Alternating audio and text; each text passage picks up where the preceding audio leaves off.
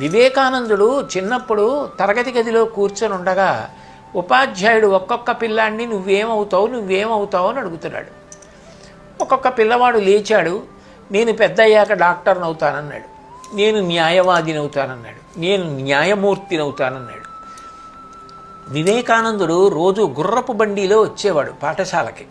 ఆ గుర్రపు బండి నడిపే వ్యక్తి యొక్క చాకచక్యం, ఆ గుర్రాలు నడపడం, ఎవరైనా అడ్డొస్తే చక్రంలో ఆ గుర్రాలు తోలడానికి ఉపయోగించే కర్ర చప్పుడు వచ్చేటట్టుగా తేల్చి పెట్టడం, ఇవన్నీ చూసి ఆయనకి గుర్రపు బండి నడపడం అంటే చాలా ఇష్టం అనిపించి నేను గుర్రపు బండి నడుపుతానన్నాడు. ఉపాధ్యాయుడు, పిల్లలు అందరూ పక నవ్వారు. చాలా చిన్నబుచ్చుకున్నాడు వివేకానందుడు. దిగులుగా ఇంటికి వచ్చాడు. అమ్మ అడిగింది, ఏం అలా దిగులుగా ఉన్నావని అడిగింది. అమ్మా, నేను గుర్రబండి నడుపుతానన్నాను, అందరూ నవ్వారమ్మా, నాకు చాలా చిన్నతనంగా అనిపించింది, అవమానంగా అనిపించిందమ్మా అన్నాడు. తల్లి అంది, ఎందుకు అవమానపడతావు అని చెయ్యి పట్టుకుని పూజ గదిలోకి తీసుకెళ్ళి భగవద్గీత చిత్తరువు చూపించింది. నువ్వు మామూలు గుర్రబండి తోలేవాడివి కాకూడదు. చూసావా, కురుక్షేత్రంలో కృష్ణ పరమాత్మ రథాన్ని నడిపారు, ధర్మం గెలిచేటట్టు చేశారు, దేశంలో న్యాయం నిలబడేటట్టు చేశారు, అన్యాయం చేసే వాళ్ళని అధర్మాత్ములు ఓడిపోయేటట్టు చేశారు.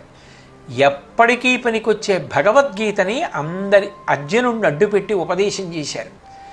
నువ్వు కూడా అంత గొప్పవాడివి కావాలి, ప్రపంచానికి అంతటికీ మంచి మాటలు చెప్పగలిగినంత గొప్ప సారథివి కావాలి.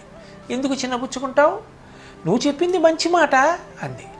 ఆ చిన్న మనసులో అమ్మ చెప్పిన మాట నాటుకుంది. తర్వాత వివేకానందుడు ఎంత గొప్పవాడయ్యారో మీరు చూశారు కదా. కాబట్టి మీరు పిల్లలు, మీరు ఇప్పటి నుంచి బాగా అలవాటు చేసుకోండి. ఎవరి జీవితం పరిచిన పూలపాన్పు కాదు. జీవితంలో ఉత్థాన పతనాలుంటాయి, ఎత్తుపల్లాలుంటాయి. ఒక రోజున సంతోషంగా ఉంటుంది, ఒక రోజున ఏదైనా చిన్న వైఫల్యం కలుగుతుంది. దానికి బెంగ పెట్టేసుకోకూడదు. దానికి మనిషి ఊరికే నిరాశకి లోనైపోయి రాకూడని ఆలోచనలు రాకూడదు. వెంటనే నీ అంతటా నువ్వుగా తెప్పరిల్లలేకపోతే, ఇలా జరిగిందని తల్లికి చెప్పు, ఇలా జరిగిందని మీ నాన్నగారికి చెప్పు, అన్నయ్యకి చెప్పు, తమ్ముడికి చెప్పు, కొంచెం పెద్దవాడైతే తమ్ముడు, లేదా